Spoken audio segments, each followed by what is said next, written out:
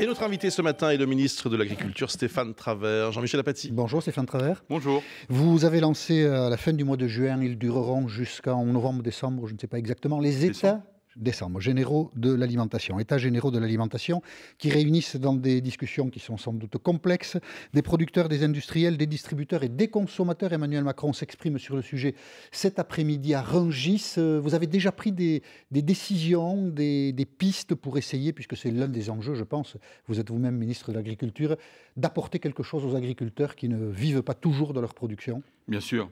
L'objectif de ces États généraux de l'alimentation, c'était de redonner le juste prix aux agriculteurs pour qu'ils puissent vivre dignement de leur travail. Les agriculteurs, ils travaillent dur, se lèvent tôt et gagnent peu, et il fallait inverser cette tendance. Il fallait que nous redonnions du pouvoir d'achat aux agriculteurs qui sont dans une grande précarité. Et donc ces États généraux, ils ont permis de mettre autour de la table des femmes et des hommes qui ne se parlaient plus depuis longtemps. Des producteurs, des distributeurs et des transformateurs. Et nous avons réussi quelque chose d'historique, c'est-à-dire de faire en sorte que nous puissions, à travers la concertation, dans les ateliers, 11 000 contributions sur la plateforme Internet, des centaines de réunions dans les territoires, mais ici aussi à Paris, bien d'essayer de faire émerger des solutions pour transformer à la fois l'agriculture, répondre aux demandes des consommateurs qui sont importantes, et puis trouver les solutions, les pistes, et c'est là-dessus que le président de la République interviendra cet après-midi au marché international de Rungis, eh bien, dégager des pistes de travail pour permettre de résoudre cette équation du prix payé aux agriculteurs. Et alors, quelles mesures peuvent être annoncées ou prises? Trois mesures importantes et essentielles. L'inversion du calcul du prix. Aujourd'hui, nous partons toujours du prix du distributeur. Ensuite, qui se retourne vers le transformateur, puis ensuite vers le producteur. Et on s'aperçoit que le producteur est toujours lésé dans cette histoire. Et donc, nous souhaitons partir du coût de revient du producteur pour ensuite entraîner la négociation avec le transformateur et ensuite le distributeur pour mieux répartir la valeur, mais aussi créer de la valeur à travers un certain nombre de dispositifs. Qui va déterminer le coût de revient? C'est le ministère de l'Agriculture qui va dire le blé, qui va dire aux distributeurs ou aux transformateurs, aux industriels, le blé, vous le payez tant. Non, parce que nous ne sommes pas dans une économie administrée. Qui va déterminer le prix? Il y a les prix de marché, les coûts de revient, c'est-à-dire on va faire de la comptabilité analytique dans les exploitations agricoles pour déterminer un coût de revient, un prix de marché, un prix en deçà duquel un producteur ne peut pas vivre dignement de son travail. Mais pour faire cela, il va falloir s'organiser. Oui. Il va falloir faire en sorte que les producteurs puissent s'organiser autour d'organisations de producteurs pour partir groupés, travailler en groupe, trouver des solutions autour d'un bassin laitier, par exemple, et puis aller déterminer les conditions de prix, les conditions de livraison d'un produit pour le transformer, faire en sorte ensuite que ce prix soit déterminé en connaissance de cause avec les transformateurs. C'est une intention.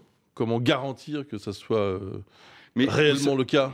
Vous savez, il y aura une loi, il y aura une... C'est plus qu'une intention. Mais bien sûr, l'État prendra toutes ces dispositions, mais il y a plusieurs niveaux d'interaction dans ce que nous allons faire. Il y a ce que le gouvernement peut faire à travers la loi, à travers des ordonnances ou à travers la réglementation. Et là, nous sommes en train de travailler, puisque nous venons de recevoir l'ensemble des contributions des États généraux, nous sommes en train d'étudier toute la faisabilité juridique, législative, pour nous donner les moyens de regarder si nous passons par un système réglementaire ou par un système législatif pour modifier un certain nombre de choses. Et puis, il y a ce que les acteurs peuvent faire eux-mêmes, c'est-à-dire le regroupement des organisations de producteurs. Ça, c'est un travail qui doit être fait par les professionnels eux-mêmes. Et puis, il y a le travail qui peut être fait aussi à l'intérieur des filières. Nous souhaitons pouvoir voir se créer des plans de filières pour faire en sorte que dans ces plans de filières, on puisse donner de la perspective, on puisse donner de la visibilité à l'ensemble des producteurs pour pouvoir ensuite les distributeurs, investir. Ils vont être d'accord. Vous êtes très optimiste, non, sur ce... mais je suis optimiste sur cet aspect. Mais je suis optimiste parce que d'abord j'ai toujours l'optimisme de la volonté, et puis parce que je crois que aujourd'hui on a réussi quelque chose d'assez historique. C'est-à-dire que toutes les personnes que j'ai pu voir, les associations de consommateurs, les transformateurs, les distributeurs, tout le monde a la perception qu'on est arrivé au bout d'un cycle, qu'on ne peut pas continuer comme cela, qu'on ne peut pas continuer à faire en sorte que ce soit le prix le plus bas qui soit le juste prix. Les consommateurs ne veulent plus d'une alimentation low cost. Et les consommateurs, ils sont prêts à payer plus cher? Parce que ça va être la valse des étiquettes. Bien évidemment. Il y a aussi cette question sur le coût qui revient aux consommateurs. La question du pouvoir d'achat, elle est essentielle, bien évidemment. Mais à partir du moment où nous aurons su, avec les producteurs, les transformateurs et les distributeurs, trouver les règles qui vont nous permettre d'avoir une alimentation plus diversifiée, une alimentation de meilleure qualité, regarder comment nous pouvons améliorer le travail de nos filières. Ça coûte cher tout ça. Quel impact sur le pouvoir d'achat? Moi, je pense que de toute façon, sur ces questions-là, on arrivera à lisser la question de l'augmentation des prix et qu'elle ne se fera pas dans les proportions que certains veulent bien nous dire. Parce que je crois dans cette capacité... Le marché a ses règles et si on paie plus aux producteurs, ça se retrouve bien en bout de chaîne. Hein. Oui, mais vous avez aussi à un moment cette question de la répartition de la valeur sur laquelle nous devons travailler. Et c'est un travail de profondeur que nous avons mené avec l'ensemble des distributeurs que nous avons pu rencontrer. Et un certain nombre d'entre eux sont prêts à faire aussi les efforts nécessaires pour améliorer la qualité de notre alimentation et répondre à la demande des consommateurs. Alors c'est votre point de vue, il est optimiste, Stéphane Travert, vous êtes le ministre de l'Agriculture, vous êtes l'architecte de ces États généraux de l'alimentation. Pascal Canfin, qui dirige WWF, participe aux États généraux de l'alimentation. Il ne partage pas tout à fait votre opinion. Pour lui, quand même, vous êtes un peu trop optimiste sans doute. On l'écoute, il était notre invité hier. On a un ministère de l'Agriculture qui est une institution qui ne comprend plus du tout, qui est vraiment une institution des années 50-60, qui ne comprend plus du tout la société, les évolutions des attentes des Français. À ce point ? Sérieusement, on a aujourd'hui un modèle qui est fossilisé. Et les ONG menacent de se retirer des États généraux de l'alimentation, Greenpeace et WWF notamment. Vous savez, tout ce qui est excessif est pour le moins insignifiant. Et nous sommes dans la semaine du goût cette semaine. Et je remarque que tout le monde n'a pas pris le train au même moment. C'est pas dire qu'on dit que le ministère de l'Agriculture est au même de la FNSE. Ce que je veux dire, c'est que les ONG, elles ont tout leur rôle à jouer dans ces États généraux. Et nous allons entamer le deuxième chantier sur une alimentation saine, durable et accessible à tous. Et les ONG, elles ont leur mot à dire, comme elles ont eu leur mot à dire dans les premiers ateliers où elles ont participé. Et je les ai reçus. Elles vous disent là que vous êtes fossilisés, pas vous, mais le ministère. Vous leur dites quoi ? Écoutez, moi, je n'ai pas cette vision. Moi, je vois des fonctionnaires au ministère de l'Agriculture qui travaillent pour faire en sorte que nos modèles agricoles puissent se transformer durablement. Je vois des fonctionnaires qui sont à la tâche pour faire en sorte que notre agriculture soit plus moderne, plus compétitive, plus innovante. C'est ça qui m'intéresse. Et aujourd'hui, ce qui m'intéresse aussi, c'est d'avoir des espaces de dialogue avec les ONG. J'y suis prêt. Je les ai reçus à peine une semaine après mon arrivée au ministère et je continuerai parce que c'est ma méthode. Le dialogue, la concertation. On continue à en parler dans un tout petit instant. 8h41, l'essentiel de l'info, Edwige Coupez. On fait sauter un préfet pour éviter qu'un ministre assume. Laurent Wauquiez met en cause Gérard Collomb après la remise en liberté de l'assaillant de Marseille. L'homme qui a poignardé 2 étudiantes aurait dû se trouver en centre de rétention. Pour le président LR de la région, le préfet du Rhône est une victime expiatoire. Son remplacement doit être acté ce matin au Conseil des ministres. Un piège pour El País, une farce pour El Mundo. La presse espagnole très critique ce matin après la vraie fausse déclaration d'indépendance du président de la Catalogne. Carles Puigdemont promet une république catalane, mais pas tout de suite pour laisser une possibilité de dialogue, jusqu'ici rejetée par Madrid. 6e Coupe du Monde d'affilée pour la France. Les Bleus seront en Russie en juin prochain. Ils ont décroché leur ticket en battant la Biélorussie 2-1 hier soir, but de Griezmann et de Giroud. Emma de Caunes, Judith Godrèche, plusieurs actrices françaises accusent à leur tour Harvey Weinstein de harcèlement ou d'intimidation. D'autres aux États-Unis évoquent des agressions sexuelles et même des viols. Barack Obama se dit écœuré. Le producteur hollywoodien a financé plusieurs campagnes électorales des démocrates. France Info. Le ministre de l'Agriculture, Stéphane Travert, est l'invité de France Info ce matin, Jean-Michel Apathy. Votre deuxième chantier, vous l'avez dit Stéphane Travert, c'est une alimentation saine, sûre, durable et accessible à tous. Je vous propose de réécouter l'inévitable Pascal Canfin, qui avait une solution intéressante hier, on l'écoute. Aujourd'hui, vous avez des dizaines de pesticides dans nos produits, les produits que nous consommons tous les jours. Ces pesticides ne sont pas indiqués.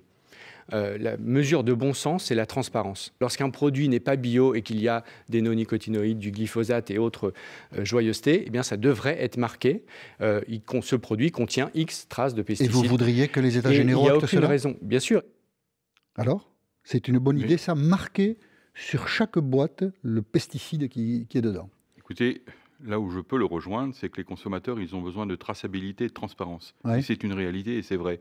Les Et gens ont le droit de savoir ce qu'ils consomment. Donc, Et pour le coup, sur la question de l'étiquetage, moi je crois qu'il y a des expérimentations qui sont en cours, notamment sur les produits laitiers, expérimentation qui avait été mise en place au 1er janvier 2017, et nous évaluerons la pertinence de le reconduire ou pas. Moi j'y suis plutôt favorable. et de le généraliser. Et nous devons pouvoir travailler ensemble, notamment sur la dématérialisation des étiquetages, c'est-à-dire lorsque vous avez un produit dans un rayon avec un QR code, que vous puissiez flasher avec votre iPhone sur un produit pour que vous puissiez voir, je dirais, l'intégralité de sa composition. Les industriels n'en ont pas envie. Parce que si on marque qu'il y a 4 pesticides dans une boîte de sardines, on n'achète pas la boîte de sardines. Si on le fait sur la base de l'expérimentation, si on le fait sur la base du volontariat, et si on se laisse suffisamment le temps pour assumer ces transitions, moi je crois qu'il n'y a pas de problème. Mais c'est général.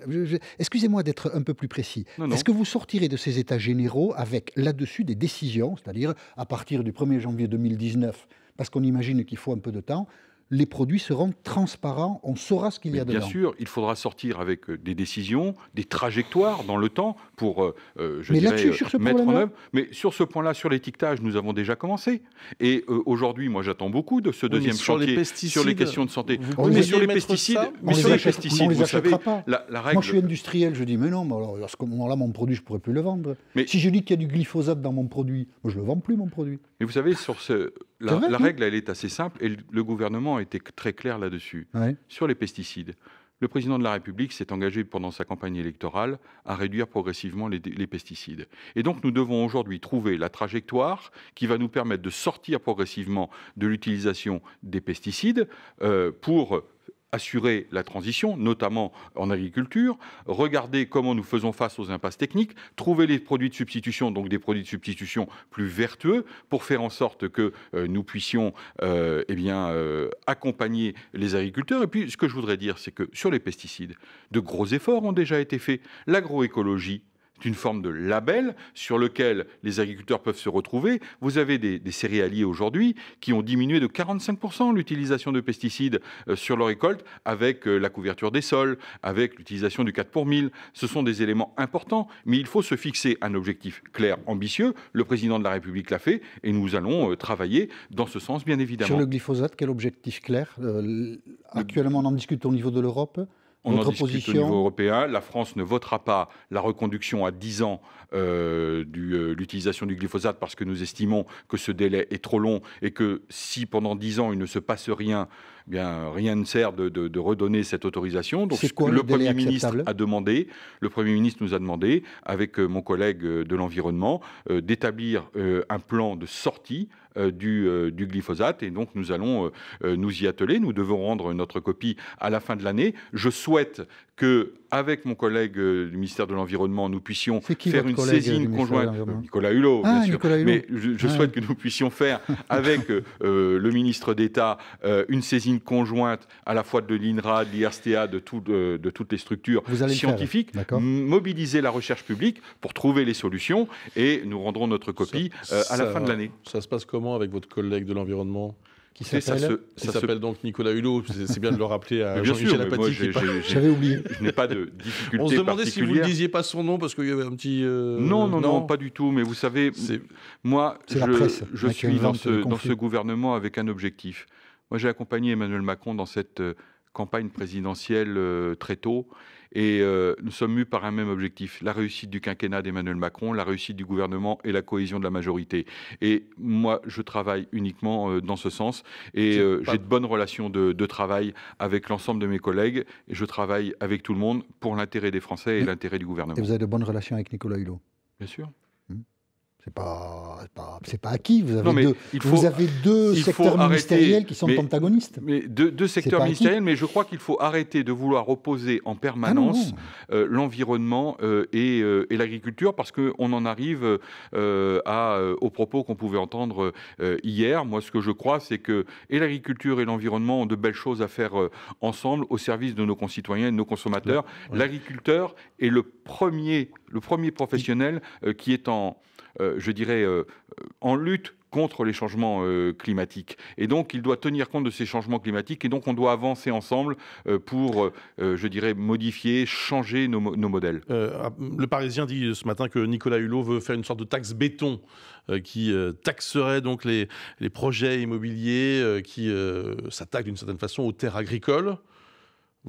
C'est vrai, ça ? Vous savez, la question de la protection des terres agricoles, c'est un élément important. On a des missions à faire. Je l'ai vu ce matin dans le même journal. Il a saisi le Premier ministre. Mais il faut regarder... Attendez, excusez-moi. Vous avez de très bonnes relations avec Nicolas Hulot.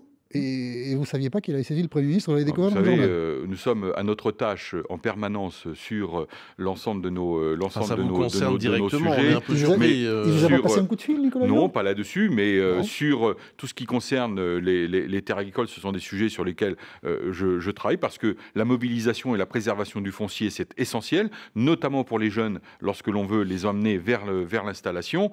Et là-dessus, il faut regarder comment les choses peuvent se mettre en place. C'est une bonne idée. Évidemment. Mais je ne sais pas si cette taxe est une bonne idée. Je n'en connais pas les tenants et les aboutissants pour l'instant. Donc, je ne veux pas vous donner un jugement qui pourrait paraître péremptoire ou un mauvais jugement. Moi, ce que je veux regarder, c'est quelle est l'efficacité de la mesure. Si la mesure est efficace, bien évidemment que je la soutiendrai. Et si la mesure est efficace pour les agriculteurs, elle sera soutenue par le ministère de l'Agriculture, je peux le garantir. Et comme Nicolas Hulot n'a pas pris le temps de vous l'expliquer, vous ne pouvez pas répondre précisément à notre question. Non, mais j'ai une autre question précise. En parlerons. Glyphosate, vous dites 10 ans, c'est trop long. Alors, c'est quoi le bon délai pour ne plus utiliser de glyphosate dans l'agriculture française ? 5 ans ? Mais justement, il ne faut pas se bloquer sur des éléments de calendrier. Ah, c'est vous qui dites 10 ans, c'est trop. Oui, mais on dit 10 ans, c'est trop long. Donc, quelle est votre idée de ce qui est acceptable ? Oui, mais il ne faut pas se tromper de débat. La reconduite du glyphosate sur 10 ans, c'était le reconduire sans mobiliser les crédits attenant à la recherche. Et donc, il aurait pu se repasser 10 ans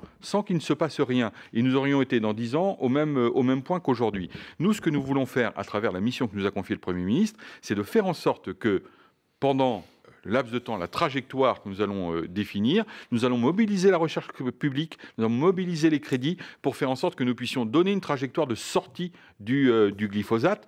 Et donc, si la recherche nous dit que ça peut se faire en 3 ans, eh bien, allons-y dans les 3 ans. Mais si ça doit être 5 ans, ce sera 5 ans. Si elle vous dit on a besoin de 10 ans, ce n'est pas à moi de fixer un délai, une deadline. C'est à la science de répondre à ces questions. Vous restez avec nous, 8h50, l'essentiel de l'info, Edwige Coupez. Comment faire pour que les agriculteurs vivent mieux de leur travail ? C'est le thème central des États généraux de l'alimentation depuis cet été. Emmanuel Macron rend ses arbitrages cet après-midi à Rungis. Le président veut inverser le système actuel. C'est ce que vous expliquiez, Stéphane Travert. Partir des agriculteurs et non de la grande distribution pour fixer les prix. Conseil des ministres extraordinaire ce matin à Madrid. Le gouvernement espagnol doit décider des mesures à prendre après la déclaration d'indépendance signée hier par les séparatistes catalans, déclaration jugée inadmissible par Madrid, même si le président catalan l'a suspendue pour laisser la porte ouverte au dialogue. Une voiture de police en flammes en plein Paris et un agent qui esquisse des coups de barre de fer à main nue. C'était en mai 2016, en pleine mobilisation contre la loi travail. Les 9 prévenus seront fixés sur leur sort ce matin. Le parquet a requis des peines de 12 mois avec sursis à 8 ans de prison. Messi envoie l'Argentine en Russie grâce à un triplé du quintuple Ballon d'Or hier contre l'Équateur. La France décroche aussi son billet pour le mondial. Qualification sans panache après une victoire 2-1. C'était contre la Biélorussie. France Info. Le ministre de l'Agriculture, Stéphane Travert, est l'invité de France Info ce matin. Jean-Michel Apathy. Entre le 1er janvier et le 30 septembre, on compte à peu près 8000 têtes de bétail, principalement des ovins, qui ont été tués par les quelques 360 loups qui sont recensés aujourd'hui en France. Tous ces chiffres-là sont très précis. Ils ont incité des agriculteurs lundi dernier à se retrouver place Bellecour à Lyon pour dire leur ras-le-bol de cette situation. On en écoute quelques-uns. Nous, éleveurs, on se fait massacrer des brebis chaque année. Ça coûte un pognon fou aux contribuables. Et on comprend qu'il faut de la biodiversité, mais c'est pas possible de pouvoir travailler. On est au Moyen-Âge. Trop de mesures de protection, trop de choses qui font qu'on ne peut pas. Entre le 1er juillet de cette année et le 1er juillet de l'année prochaine, l'autorisation a été donnée de tuer 40 loups. C'est un compromis que vous avez passé avec Nicolas Hulot. Est-ce que c'est assez? Quand on voit ces agriculteurs, on a le sentiment que non. C'est pas jusqu'au 1er juillet de l'année prochaine, c'est jusqu'à la fin de l'année. Parce qu'à la fin de l'année, à la fin de cette année, parce que nous devons rendre un plan loup, un plan pluriannuel que nous souhaitons porter. Il faut en tuer plus que 40 par an. Il ne faut pas s'arrêter à un chiffre 40 ou 45 loups ou 35. Ça a été votre débat avec Nicolas Hulot. Oui, mais ce que je veux dire là-dessus, c'est que moi j'ai rencontré les éleveurs, je suis allé en Aveyron, j'en ai reçu plusieurs délégations ici au ministère à Paris. Il faut protéger les éleveurs. Protéger les éleveurs et tendre vers le zéro attaque. Et zéro attaque, par contre, ce n'est pas zéro loup. Et il faut protéger aussi les éléments de biodiversité. Alors, excusez-moi, une question précise. Aujourd'hui, ils ne sont pas protégés, les agriculteurs. C'est ce qu'ils disent. Vous êtes d'accord? Exactement. Ils ne sont pas protégés? Ils ne sont pas suffisamment protégés. Donc, le ministère de l'Agriculture investit des millions d'euros tous les ans sur cette question de la prédation. Et aujourd'hui, on s'aperçoit que ça ne sert à rien, que cet argent dépensé ne sert à rien ou qu'il est mal utilisé. Et donc, il faut revoir la dépense de ces crédits, voir comment nous pouvons mobiliser ces crédits pour que cela soit enfin efficace. Et ça ne veut pas dire qu'il faut tuer plus de loups, ça veut dire comment nous éloignons les loups des troupeaux, des bergers, comment on fait en sorte de mieux protéger les éleveurs à travers un certain nombre de dispositifs qui peuvent déjà exister. On peut les éloigner des troupeaux sans les tuer? Moi, je suis attaché à l'agropastoralisme parce qu'il est utile pour la préservation de nos paysages. On peut les éloigner des troupeaux sans les tuer? Mais le loup revient parce qu'il sent qu'il n'y a pas de danger. Et si nous arrivons à effaroucher, comme on dit, suffisamment le loup pour qu'il ne revienne pas, ça peut être une des pistes de travail. Et puis, il faut regarder comment cela se passe sur les territoires. Aujourd'hui, 35 départements sont concernés par la présence du loup. Mais vous avez des départements qui sont moins touchés que d'autres par la prédation. Vous avez des départements qui subissent des dizaines et des dizaines d'attaques par an. Et c'est sur ces départements où il faut que nous puissions concentrer notre action. Et donc, nous devons aujourd'hui travailler avec le ministère de l'Environnement pour un plan pluriannuel qui donnera des objectifs précis en matière de nombre de loups sur lesquels qu'il faudra retirer des alpages ou autres, et de faire en sorte que nous puissions ensemble trouver des solutions durables pour les éleveurs et la protection de la biodiversité. On suivra tout ça, effectivement. C'est votre dialogue avec Nicolas Hulot qui déterminera le nombre de loups à tuer. 40 cette année, ce n'est peut-être pas assez. On peut le déduire quand même de vos propos. Vous lirez, Stéphane Travers, dans Le Monde de cet après-midi, la phrase suivante. C'est un ministre, entre guillemets, il est anonyme. C'est peut-être vous d'ailleurs, je ne sais pas. La Macronie penche trop à droite. Non, ce n'est pas moi. Mais vous le pensez? Non. Elle ne penche pas trop à droite? Vous savez, aujourd'hui, le gouvernement... Vous le pensez, vous ne pouvez pas le dire, c'est ça? Non, mais moi je suis libre dans mes propos, je l'ai toujours été et je le resterai. Mais aujourd'hui, j'appartiens à un gouvernement où des hommes et des femmes qui appartiennent à ce gouvernement ont fait des choix politiques. Nous avons cheminé pour que, ensemble, avec des gens d'une sensibilité différente, nous puissions travailler dans l'intérêt du pays. Nous avons fait un choix de rejoindre Emmanuel Macron parce qu'il avait une volonté de transformer durablement notre pays. Ça, on le sait, mais... ça, vous le savez, mais c'est une modification substantielle de l'impôt sur la fortune, modification du Code du travail, baisse des APL. Un ministre anonyme dit « la Macronie penche trop à droite ». Et vous le pensez? Écoutez, je pense que elle est au centre, la Macronie? Pas au centre de la Macronie, je suis dans la Macronie, comme vous dites. Non, mais la Macronie, elle est au centre de l'échiquier politique. Elle est centrale. Elle ne penche pas trop d'un côté? Elle est centrale, et nous devons maintenir cet équilibre. Libérer et protéger. Libérer les énergies pour permettre d'investir et protéger celles et ceux qui sont les plus fragiles. Et ça, c'est une antienne qui me tient très à cœur. Vous-même, vous êtes issu du Parti Socialiste, vous étiez proche de Benoît Hamon. Oui. Il y a 3 ans, vous aurez dit, tu sais, on va supprimer pratiquement l'impôt sur la fortune. Vous auriez dit, c'est une injustice. C'est ce que disait d'ailleurs Manuel Valls en 2016. Mais vous savez... On change vite d'avis dans la politique. Hein. Non, on ne change pas d'avis. Mais on s'aperçoit qu'à un moment, quand on arrive au bout d'un cycle, quand on doit résoudre les questions de chômage de masse, quand la précarité a atteint à tel point qu'à un moment, il faut changer complètement le système et revoir notre fonctionnement politique. Et c'est ce que nous avons essayé de faire avec Emmanuel Macron. Et donc l'impôt sur la fortune était un obstacle au redémarrage de l'économie? Mais vous savez, l'impôt sur la fortune... Vous le diriez ça ou pas? L'impôt sur la fortune tel que nous souhaitons le remobiliser, c'est-à-dire permettre à ce que l'investissement puisse de nouveau demain créer des richesses, créer des emplois, je pense que c'est plutôt une bonne formule. Mais en même temps, et donc, parce que c'est le fameux en même temps, ouais. C'est de faire en sorte que l'on puisse protéger celles et ceux qui en ont besoin. Parce que qui est riche dans ce pays ? Moi, ce que je vois, c'est qu'il y a de plus en plus de pauvres et que c'est sur cette question de la précarité que nous devons aussi travailler, et donc, libérer et protéger. Et donc, l'ancien impôt sur la fortune ne permettait pas à l'économie de bien fonctionner? Mais visiblement non, puisque aujourd'hui, nous apercevons que l'économie ne produisait pas suffisamment de richesse pour permettre de créer de l'emploi. Merci beaucoup Stéphane Travert, merci d'avoir été l'invité de France Info ce matin. Merci à vous.